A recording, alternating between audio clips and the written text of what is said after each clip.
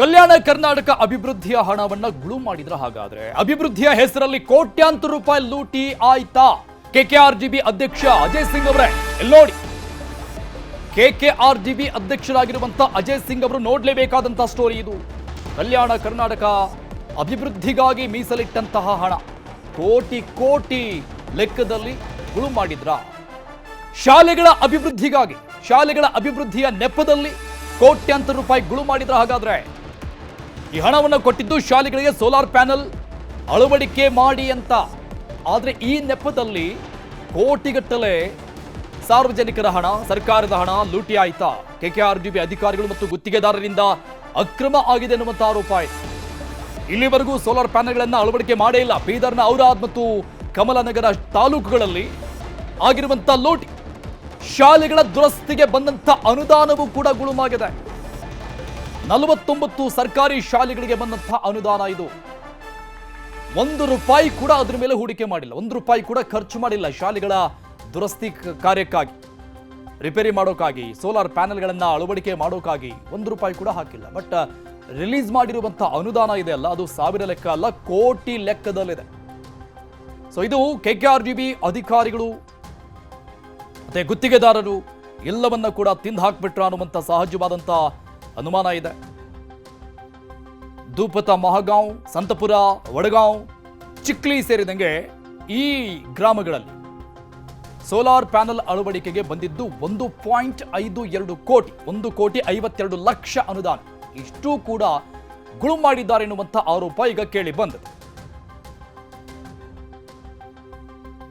ಕರ್ನಾಟಕ ಗ್ರಾಮೀಣ ಮೂಲಸೌಕರ್ಯ ಅಭಿವೃದ್ಧಿ ನಿಯಮಿತ ಅಧಿಕಾರಿಗಳು ಕಚೇರಿಯವರು ಏನ್ ಮಾಡಿದಾರೆ ಅಂತಂದ್ರ 2023, 24, 25, 26ರಲ್ಲಿ ಹಿರಿಯ ಪ್ರಾಥಮಿಕ ಶಾಲೆ ಒಳಗ ಸೋಲಾರ್ ಪ್ಯಾನೆಲ್ ಅಳವಡಿಸಿದೆ ಅಂತ ಹೇಳಿ ಈಗಾಗಲೇ ಏನಂದ್ರೆ 4 ಲಕ್ಷ ರೂಪಾಯಿ ದುಡ್ಡು ವಿತರಿಸ್ಬಿಟ್ಟಾರ. ಇದೇ ತರ ಏನಂದ್ರೆ ನಮ್ಮ ಔರಾದು ಕಮಲನಗರ ತಾಲೂಕು ಒಳಗೆ 49 ಸ್ಕೂಲ್ ಒಳಗ ಸೋಲಾರ್ ಪ್ಯಾನೆಲ್ ಅಳವಡಿಸ್ಬೇಕಂತ ಹೇಳಿ 1,52,00,000 ರೂಪಾಯಿದು ಎಸ್ಟಿಮೇಟ್ ಮಾಡಿದಾರೆ. ಅವರು ಮಾಡಿ ಏನ್ ಮಾಡ್ಯಾರ ಅಂತಂದ್ರ ಸುಮಾರು 4-5 ಸ್ಕೂಲ್ದಾಗ ಕೂಡಿಸಿ, ಬಾಕಿ ಸ್ಕೂಲ್ ಯಾವ ಊರಾಗೂ ಕೂಡ್ಸೇ ಇಲ್ಲ. ಫೆಬ್ರವರಿ 2020 ಒಳಗೆ ಏನಂದ್ರೆ ಪೂರಾ ಟೋಟಲ್ ಏನಾದ್ರು ಪೇಮೆಂಟ್ ಎಬ್ಬಿಸ್ಬಿಟ್ಟಾರ್ರಿ. ಇದೇ ತರ ಏನ್ ಮಾಡತ್ತಾರ ಲ್ಯಾಂಡ್ ಆರ್ಮಿದವರು, ಬೀದರ್ KRDL ಕಚೇರಿಯವರು ಅಂತಂದ್ರ ಕೆಲಸ ಮಾಡಲ್ಲ, ಏನಿಲ್ಲ. ಹೆಸರಿಗೆ ಮಾತ್ರ ಸರ್ಕಾರಕ್ಕೆ ಏನಂತಂದ್ರ ಪ್ರೋಗ್ರೆಸ್ ರಿಪೋರ್ಟ್ ತೋರಿಸ್ತಾರ, ಎಸ್ಟಿಮೇಟ್ ಮಾಡಿ ಕಳಿಸ್ಕೊಡ್ತಾರ. ಅದಕ್ಕೋಸ್ಕರ ನಾ ಏನ್ ಹೇಳ್ತೀನಿ ಅಂದ್ರೆ, ಇಂಥ ಭ್ರಷ್ಟ ಅಧಿಕಾರಿಗಳು ಏನಂದ್ರೆ ಮಾನ್ಯ ಕರ್ನಾಟಕ ಗ್ರಾಮೀಣ ಮತ್ತು RDPR ಸಚಿವರು ಪ್ರಿಯಾಂಕ್ ಖರ್ಗೆ ಸಾಹೇಬ್ರು ಏನಂದ್ರೆ ಸೂಕ್ತ ಕಾನೂನು ಕ್ರಮ ಕೈಗೊಳ್ಬೇಕು, ಇಂಥ ಭ್ರಷ್ಟ ಅಧಿಕಾರಿಗಳು ಏನಂದ್ರೆ ಕೂಡಲೇ ಅಮಲು ಮಾಡ್ಬೇಕಂತ ಹೇಳಿ ನಾನು ಮನವಿ ಮಾಡ್ತೀನಿ. ಒಂದು 3 ಶಾಲೆ ಒಳಗೆ ಕೂಡ್ಸ್ಯಾರ್ರಿ, ಅದು 4 ಲಕ್ಷ ರೂಪಾಯಿ ಎಸ್ಟಿಮೇಟ್ ಅದ, 60-70 ಸಾವಿರ ಕೂಡ್ಸ್ಯಾರ್ರಿ. ಮತ್ತು ಕನೆಕ್ಷನ್ ಎಲ್ಲೂ ಕೊಟ್ಟಿಲ್ಲ ಸರ್. ನಿನ್ನೆ ನಾನು ಚಿಂತಾಕಿ ಸ್ಕೂಲ್ ಹೋಗಿದ್ದ, ಅಲ್ಲಿ ಕನೆಕ್ಷನ್ ಕೊಟ್ಟಿಲ್ಲ ಸರ್. ಮ್ಯಾಲ ಬರೀ ಪ್ಯಾನಲ್ ಹೋಗಿ ಬಂದಾರೆ ಸರ್. ಬೋಗಸ್ ಮಾಡಿ ಬಿಲ್ ಎಬ್ಸರ್ ಸರ್. ಹೆಸರೊಳಗೆ ಸುಮಾರು ಒಂದು 50 ಕೋಟಿ ಲೂಟಿ ಮಾಡ್ಯಾರ ಸರ್. ಒಂದು ಸ್ಕೂಲಿಗೆ ಅಗತ್ಯನೇ ಇಲ್ಲ ಸರ್ ಆ ಕೆಲಸ. ಆ ಸ್ಕೂಲ್ದಾಗ 16 ಲಕ್ಷ 18 ಲಕ್ಷ ಇಟ್ಟು ವೈರಿಂಗು, ಎಲೆಕ್ಟ್ರಿಷಿಯನ್ ಮತ್ತೆ ಫರ್ಸಿ ತೆಗೆಯೋದು ಹಾಕೋದು, ಆ ಕೆಲಸಗಳು ಸುದ್ದ ಹಂಗೆ ಮಾಡ್ಯಾರ ಸರ್. 3 ಲಕ್ಷ ರೂಪಾಯಿ ಆಗೋ ಕೆಲಸ 16ರಿಂದ 20 ಲಕ್ಷ ರೂಪಾಯಿಗೆ ಎಸ್ಟಿಮೇಟ್ ಮಾಡಿ ಅದನ್ನು ದುಡ್ಡು ಕಬಳಿಸ್ಯಾರ ಸರ್. ಹಿರಿಯ ಪ್ರಾಥಮಿಕ ಶಾಲೆ ದೂಪತ್ ಮಗಾಂವ್ ತಾಲೂಕು ಔರಾದ್ ಕಳೆದ ವರ್ಷದಲ್ಲಿ ನಮ್ಮ ಶಾಲೆಯಲ್ಲಿ ರಿಪೇರಿ ಅನುದಾನ ಬಂದಿತ್ತು. ಅದರಲ್ಲಿ ಯಾವುದೇ ಒಂದು ಸೋಲಾರ್ ಪ್ಯಾನಲ್ ಅನ್ನು ನಮ್ಮ ಶಾಲೆಯಲ್ಲಿ ಕೂಡಿಸಿರುವುದಿಲ್ಲ. ಎಷ್ಟು ಬಂದಿದ್ದು ಗೊತ್ತಿಲ್ಲ ಸರ್.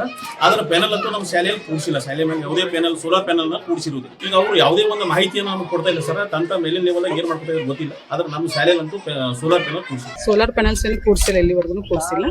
ಅದ್ರ ಬಗ್ಗೆ ರೆಡಿಕಂಡ್ ಸರ್ ಅವ್ರು ಮೊನ್ನೆ ಬಂದೇ ಕೊಟ್ಟಿದ್ದೀವಿ. ಬರೀ ಒಂದು 7 ರೂಮ್ಸ್ ಫ್ಲೋರಿಂಗ್ ಮತ್ತೆ ಕಲರಿಂಗ್ ಮಾಡ್ಕೊಟ್ಟಿದ್ದಾರೆ. ನಮ್ಗೆ ಏನು ಮಾಹಿತಿ ಇಲ್ಲ ಸರ್. ಯಾವುದು ಕಾಪಿ ಕೊಟ್ಟಿಲ್ಲ, ಅವ್ರು ಎಸ್ಟಿಮೇಟ್ ಕಾಪಿ ಇಲ್ಲಿ ಅದ್ರ ಬಗ್ಗೆ ಸರಿ ಕೇಳಿದೀವಿ. ನೆಕ್ಸ್ಟ್ ಟೈಮ್ ಬಂದಾಗ ಕೊಡ್ತೀವಿ ಅಂತ ಹೇಳಿದ್ರು. ಬರೀ 2 ಕೆಲಸಗಳು ಮಾಡಿಕೊಟ್ಟು ಹೋಗಿ ಸರ್, ಸಾಕಷ್ಟು ಸರಿ ಕೇಳಿದ್ವಿ ಎಸ್ಟಿಮೇಟ್ ಕಾಪಿ ಕೊಡ್ರಿ ಅಂತ ಕೊಟ್ಟಿಲ್ಲ ಸರ್. ಮೊನ್ನೆ ಸರ್ ಬಂದಾಗ ಆಗಿದೆ ಕೆಲಸ ಕಂಪ್ಲೀಷನ್ ಅಂದ್ರೆ ಆಗಿಲ್ಲ ಅಂತೇಳಿ ಏನು ರಿಯಾಲಿಟಿ ಅಂದರೆ ಅದ್ರ ಬಗ್ಗೆ ತಿಳ್ಕೊಂಡು ಕೊಟ್ಟಿದ್ವಿ ಅಷ್ಟೇ. ಅವ್ರು ಇನ್ನೂ ಕೆಲಸ ಬಂದು ಮಾಡ್ತಾ ಇದ್ದಾರೆ ಅನ್ನೋ ಭರವಸೆಯಲ್ಲಿ ನಾವು ಇನ್ನೂ ಅವ್ರಿಗಾಗಿ ಕಾಯ್ತಾ ಇದ್ದೀವಿ. ಇವತ್ತು ಬರ್ತಾರೆ, ನಾಳೆ ಬರ್ತಾರೆ, ಕೆಲಸ ಕಂಪ್ಲೀಷನ್ ಮಾಡಿಕೊಡ್ತಾರೆ ಅಂತ. ಇಲ್ಲಿ ತನಕ ಆಗಿಲ್ಲ ಸರ್. ಮೊನ್ನೆ ಬಂದು ಮೇಡಮ್ ಇನ್ನೂ ಕಂಪ್ಲೀಷನ್ ಮಾಡಿಕೊಡ್ತೀವಿ ಅನ್ನೋ ಕೆಲಸ ಅಂತ ಹೇಳಿದ್ರು, 1 ವಾರದ ಕೆಳಗೆ ಅಷ್ಟೇ. ಮತ್ತು ಇನ್ನೂ ಬಂದಿಲ್ಲ. ಮೊನ್ನೆ ಬಂದು ಹೇಳಿದ್ರು ನಾವು ಮತ್ತೆ ಮಾಡಿಕೊಡ್ತೀವಿ ಅಂತ. ಸರಿ ಅಂತ ಅವ್ರಿಗಾಗಿ ಕಾಯ್ತಾ ಇದ್ದೀವಿ ಅಷ್ಟೇ. ಆದರೆ ಈಗ ಗೊತ್ತಾಯಿತು ಕಂಪ್ಲೀಷನ್ ಅಂತ ಆಗಿದೆ ಅಂತ ಹೇಳಿದ್ರು. ಈಗಲೇ ಗೊತ್ತಾಯ್ತು ಸರ್. ಸೋಲಾರ್ ಪ್ಯಾನೆಲ್ ಅಂತ ಹೇಳಿ ಒಂದು ಇತ್ತು, ಆದರೆ ಯಾವುದೂ ಕಾಮಗಾರಿಗೆ ಕೆಲಸ ಆಗಿಲ್ಲ. ಅವರು 8 ತಿಂಗಳ ಕೆಳಗಡೆ ಬಿಲ್ ಎಬ್ಸ್ಕೊಂಡಿದ್ದಾರೆ. ನಾವು ಅದಕ್ಕೆ ಸ್ವಲ್ಪ ಡೀಟೇಲ್ ಆಗಿ ತೆಗಿಬೇಕಂತ ನೋಡಿದ್ರೆ ಆಗ ನಮ್ಗೆ ಗೊತ್ತಾಯ್ತು 7 ತಿಂಗಳ ಕೆಳಗಡೆ ಬಿಲ್ ಎಬ್ಸ್ಕೊಂಡಿದ್ದಾರೆ ಅಂತ ಹೇಳಿದ್ರೆ ನಮ್ಮ ಹತ್ರ ಯಾವ ಸೋಲಾರ್ ಕಾಮಗಾರಿ ಆಗಿಲ್ಲ. ಬೇರೆಗೆ ಅದು ಬೇರೆ ಬಜೆಟ್ ಇದೆ ಸರ್. ಸೋಲಾರ್ ಕಡೆಗೆ 4 ಲಕ್ಷ, ಮತ್ತೆ ಬಿಲ್ಡಿಂಗ್ ರಿಪೇರಿಂಗು, ಫ್ಲೋರಿಂಗು ಅದು ಸ್ವಲ್ಪ ಇತ್ತು. ಅದು ಫ್ಲೋರಿಂಗು ಪ್ಲಸ್ ಕಲರಿಂಗ್ ಮಾಡಿದ್ದಾರೆ. ಅವ್ರು ಬಂದು ಮಾಡ್ತೀನಿ ಅಂತ ಹೇಳ್ತಾ ಇದ್ದಾರೆ. ಆದ್ರೆ ನಮ್ಗೆ ಗೊತ್ತಾಯ್ತು, 8 ತಿಂಗಳ ಕೆಳಗಡೆ ಬೋಗಸ್ ಆಗಿ ಬಿಲ್ ಎಬ್ಸ್ಕೊಂಡಿದ್ದಾರೆ ಅಂತ ಗೊತ್ತಾಯ್ತು. ಎಸ್ಟಿಮೇಟೇ ಕೊಟ್ಟಿಲ್ಲ ನಮಗೆ ಎಸ್ಟಿಮೇಟ್ ಕಾಪಿ ಕೊಡು ಅಂದ್ರೆ ಕೊಡ್ತೀವಿ ಅಂತ ಹೇಳ್ತಾ ಇದ್ರು. ಒಟ್ಟೆ ಯಾವಾಗ ಬಂದಿದ್ರು ಕೇಳ್ತಾ ಇದ್ವಿ ನಾವು, ಎಸ್ಟಿಮೇಟ್ ಕಾಪಿ ಕೊಡಿ ನೋಡೋಣ, ಅದ್ರಲ್ಲಿ ಯಾವ ವರ್ಕ್ ಇದೆ, ಯಾವ ಕಾಮಗಾರಿಕೆ ಇದೆ ನಮ್ಗೆ ಗೊತ್ತಾಗಬೇಕಲ್ಲ, ಎಷ್ಟಿಲ್ಲ ಅಂತ. ಎಸ್ಟಿಮೇಟ್ ಕಾಪಿನೇ ನಮ್ಗೆ ಕೊಡಿಲ್ಲ. ಹೌದು, ಅದೇ ಕಾಣಿಸ್ತಾ. ಯಾಕಂದ್ರೆ ಇವಾಗ ನೋಡಿ 8 ತಿಂಗಳ ಕೆಳಗಡೆನೆ ಬಿಲ್ ಎಬ್ಸ್ಕೊಂಡಿದ್ದಾರೆ ಅಂತ, ಅದಕ್ಕೋಸ್ಕರನೇ ಇದು ಆಗಿರುತ್ತೆ. ಯಾಕಂದ್ರೆ ನಮ್ಗೆ ಎಸ್ಟಿಮೇಟ್ ಕಾಪಿ ಕೊಡ್ಲಿಲ್ಲಾನೆ ಬಿಲ್ ಎಬ್ಸ್ಕೊಂಡಿದ್ದಾರೆ. ನಮ್ಮ ಹತ್ರ ಕಾಮಗಾರಿಗೂ ಕಂಪ್ಲೀಟ್ ಆಗಿಲ್ಲ. ಒಂದು ಸೋಲಾರ್ ಅಂತೂ ಏನು ಮಾಡಿಲ್ಲ, ವೈರಿಂಗ್ ಅಂತೂ ಯಾವುದು ಏನು ಕೆಲಸನೇ ಮಾಡಿಲ್ಲ ನಮ್ಮಲ್ಲಿ.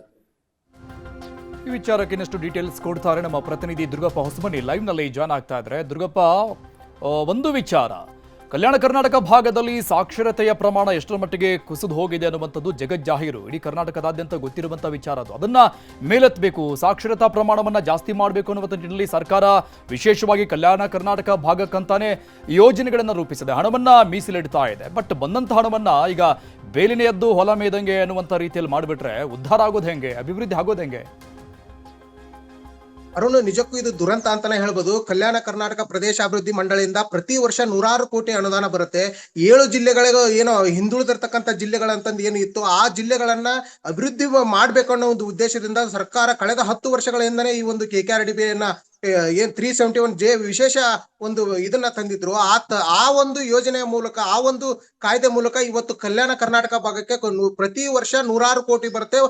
7 ಜಿಲ್ಲೆಗಳಿಗೆ ಪ್ರತಿ ವರ್ಷ 5,000 ಕೋಟಿ ಮೀಸಲನ್ನ ಸರ್ಕಾರ ಇಡುತ್ತೆ. ಆದ್ರೆ ಇವತ್ತು ಬೀದರ್ ಜಿಲ್ಲೆಯಲ್ಲಿ ಏನು ಶಾಲೆಗಳ ಅಭಿವೃದ್ಧಿಗಾಗಿ KKRDB ಇಂದ ಇಟ್ಟಿರ್ತಕ್ಕಂಥ ಕೋಟ್ಯಾಂತರ ರೂಪಾಯಿ ಅನುದಾನ ಇವತ್ತು ದುರ್ಬಳಕೆ ಆಗಿರ್ತಕ್ಕಂಥದ್ದು. ಅದರಲ್ಲೂ ಬೀದರ್ ಜಿಲ್ಲೆಯಲ್ಲಿ ಔರಾದ್ ಮತ್ತು ಕಮಲನಗರ 2 ತಾಲೂಕುಗಳು ಅತ್ಯಂತ ಹಿಂದುಳಿದ ತಾಲೂಕುಗಳು. ಈ ಒಂದು ತಾಲೂಕುಗಳ ಶಾಲೆಗಳ ಒಂದು ಅಭಿವೃದ್ಧಿಗಾಗಿ ಏನು ಹಣವನ್ನ ಮೀಸಲಿಟ್ಟಿತ್ತು KKRDB ಇಂದ ಸುಮಾರು 1,52 ಲಕ್ಷ ರೂಪಾಯಿಯನ್ನ ಸೋಲಾರ್ ಪ್ಯಾನಲ್ ಅಳವಡಿಕೆಗೆ ಹಣವನ್ನ ಮೀಸಲಿಟ್ಟಿತ್ತು. ಆ ಒಂದು ಸೋಲಾರ್ ಪ್ಯಾನಲ್ ಅನ್ನ ಅಳವಡಿಸದೆ ಏನು ಕಳೆದ ಫೆಬ್ರವರಿ 2025 ಈಗಾಗಲೇ ವರ್ಕ್ ಕಂಪ್ಲೀಟ್ ಆಗಿದೆ ಅನ್ನೋ ಒಂದು ಮಾಹಿತಿಯನ್ನ ನೀಡಿ ಬಿಲ್ ಅನ್ನ ಎಗರಿಸಿದ್ದಾರೆ ಅನ್ನೋ ಒಂದು ಆರೋಪ ಇರತಕ್ಕಂಥದ್ದು. ಏನು ಸುಮಾರು 49 ಶಾಲೆಗಳಿಗೆ 1.52 ಕೋಟಿ ರೂಪಾಯಿ ಅನುದಾನವನ್ನ ಮೀಸಲಿಟ್ಟಿದ್ರು. 49 ಶಾಲೆಗಳ ಪೈಕಿ ಕೇವಲ ಬೆರಳೆಣಿಕೆಯಷ್ಟು ಶಾಲೆಗಳಿಗೆ ಮಾತ್ರ ಏನು ಸೋಲಾರ್ ಪ್ಯಾನಲ್ ಅನ್ನು ಅಳವಡಿಸಿರ್ತಕ್ಕಂಥದ್ದು. ಇದರ ಉದ್ದೇಶ ಏನಂದ್ರೆ ಸೋಲಾರ್ ಪ್ಯಾನಲ್ ಅನ್ನು ಅಳವಡಿಸುವ ಮೂಲಕ ಏನು ಸ್ವಂತ ಒಂದು ವಿದ್ಯುತ್ ಅನ್ನ ನಿರಂತರವಾಗಿ ಇರ್ಲಿ ಅನ್ನೋ ಒಂದು ಉದ್ದೇಶದಿಂದ ಈ ಒಂದು ಅನುದಾನವನ್ನ ಮೀಸಲಿಟ್ಟಿದ್ರು. ಆದ್ರೆ ಎಲ್ಲೋ ಒಂದ್ ಕಡೆ KRIDL ಅಧಿಕಾರಿಗಳ ನಿರ್ಲಕ್ಷ್ಯ ಮತ್ತು ಗುತ್ತಿಗೆದಾರರು ಸೇರಿಕೊಂಡು ಹಣವನ್ನ ಲೂಟಿ ಮಾಡಿದ್ರ ಅನ್ನೋ ಒಂದು ಆರೋಪ ಇರತಕ್ಕಂಥದ್ದು. ಯಾಕಂದ್ರೆ ಈಗಾಗಲೇ ನಾವು ಕೂಡ ಏನು ಈ ಒಂದು ಆರೋಪಕ್ಕೆ ಸಂಬಂಧಪಟ್ಟಂತೆ ಔರಾದ್ ಮತ್ತು ಕಮಲನಗರ ತಾಲೂಕುಗಳ ಕೆಲವೊಂದಿಷ್ಟು ಶಾಲೆಗಳಿಗೆ ಭೇಟಿ ನೀಡಿದಂತ ಸಂದರ್ಭದಲ್ಲಿ ಅಲ್ಲಿನ ಶಿಕ್ಷಕರು ಮತ್ತೆ ಶಾಲಾ ಸುಧಾರಣಾ ಆಡಳಿತ ಮಂಡಳಿಯ ಪದಾಧಿಕಾರಿಗಳು ಹೇಳ್ತಾ ಇರೋದೇನಂದ್ರೆ, ಯಾವುದೇ ನಮ್ಮ ಶಾಲೆಯಲ್ಲಿ ಯಾವುದೇ ಸೋಲಾರ್ ಪ್ಯಾನಲ್ ಅಳವಡಿಸಿಲ್ಲ ಅನ್ನೋ ಒಂದು ಮಾಹಿತಿಯನ್ನ ನೀಡ್ತಿರತಕ್ಕಂಥದ್ದು. 2023 ಮತ್ತು 24 ಮತ್ತು 25ನೇ ಸಾಲಿನಲ್ಲಿ ಈ ಒಂದು ಹಣ ದುರ್ಬಳಕೆ ಆಗಿರ್ತಕ್ಕಂಥ ಒಂದು ಆರೋಪ ಇರತಕ್ಕಂಥದ್ದು. ಈಗಾಗಲೇ ಏನು ಸೋಲಾರ್ ಪ್ಯಾನಲ್ ಅಳವಡಿಸದೇ ಇದ್ರೂ ಕೂಡ ಹಣವನ್ನ ಲೂಟಿ ಮಾಡಿದ್ದಾರೆ ಅನ್ನೋ ಒಂದು ಆರೋಪ ಇರತಕ್ಕಂಥದ್ದು. ಈ ಬಗ್ಗೆ ಅಧಿಕಾರಿಗಳನ್ನ ಸಂಪರ್ಕ ಮಾಡಿದಂತ ಸಂದರ್ಭದಲ್ಲೂ ಯಾವುದೇ ರೀತಿಯಾಗಿ ಸಂಪರ್ಕಕ್ಕೆ ಸಿಗ್ತಾ ಇರದೇ ಇರತಕ್ಕಂಥದ್ದು ನಿಜಕ್ಕೂ ದುರಂತಾನೆ ಹೇಳ್ಬೋದು. KKRDB ಅನ್ನೋದು ಕೋಟ್ಯಾಂತರ ರೂಪಾಯಿ ಬಂದ್ರು ಕೂಡ ಏನಾಗ್ತಾ ಇದೆ, ಸದುಪಯೋಗ ಆಗ್ತಾ ಇದೆ ಅನ್ನೋ ಒಂದು ನಿಟ್ಟಿನಲ್ಲಿ ಅಧಿಕಾರಿಗಳು ಇನ್ನಾದ್ರೂ ಎಚ್ಚೆತ್ಕೊಳ್ಬೇಕಾಗಿದೆ. ಅರುಣ್.